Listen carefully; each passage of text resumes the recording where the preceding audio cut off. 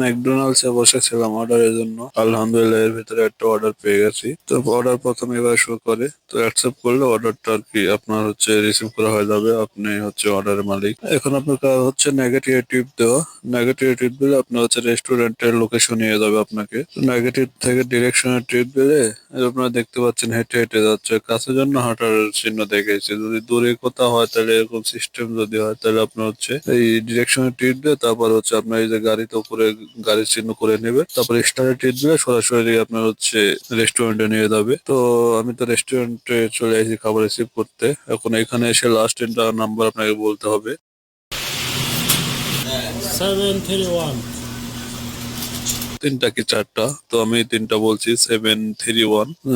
বলার পরে উনি আমাকে খাবারটা দিয়ে দিচ্ছে। তো এখন আপনার কাজ হচ্ছে খাবার যেহেতু নিয়েছেন এখন পিক আপ করে দেবেন। পিক আপ করে দেওয়ার পরে তারপর হচ্ছে কাস্টমার লোকেশনে যাওয়ার জন্য আপনাকে নেগেটিভে আবার টিপ দিতে হবে। তো নেগেটিভ টিপ দিলে তারপর হচ্ছে আপনার লোকেশন চালু হবে। লোকেশন থেকে স্টারের টিপ দিলে আপনার কাস্টমার লোকেশনে নিয়ে যাবে। তো আমি এখন কাস্টমার লোকেশনে যাচ্ছি। চলুন কাস্টমার লোকেশনে যেতে যেতে আপনাদের তিনটা স্কিলের কথা বলি, যে তিনটা আপনি জানা থাকলে সৌদি আরবে কাজ করে অনেক মজা পাবেন। প্রথম নম্বর হচ্ছে ভাষা। ভাষা আপনাকে অবশ্যই শিখে আসতে হবে, কারণ সৌদিতে আরবি ভাষাটা খুব ভালো চলে। আরবি ছাড়া ইংলিশটা মোটামুটি চলে। আপনি যদি বড় কোনো শহরে থাকেন তাহলে আপনি হচ্ছে ইংলিশটা দিয়ে কাজে লাগাতে পারবেন। তাছাড়া ছোট শহরে থাকলে আপনার হচ্ছে আরবি দিয়ে কাজ চালাতে হবে। তো টুকটাক আরবি ভাষা শিখে আসবেন। আর দুই নাম্বার হচ্ছে লোকেশন। দুই নাম্বার হচ্ছে আপনাকে লোকেশন সম্বন্ধে ভালো জ্ঞান থাকতে হবে।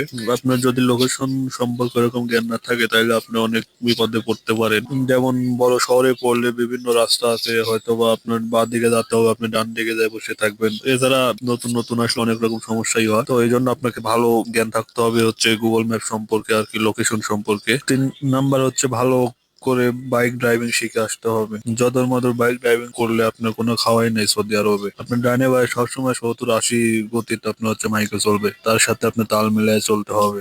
আলহামদুলিল্লাহ কাস্টমার লোকেশন কাছেই ছিল, মাত্র 1.5 কিলোমিটার।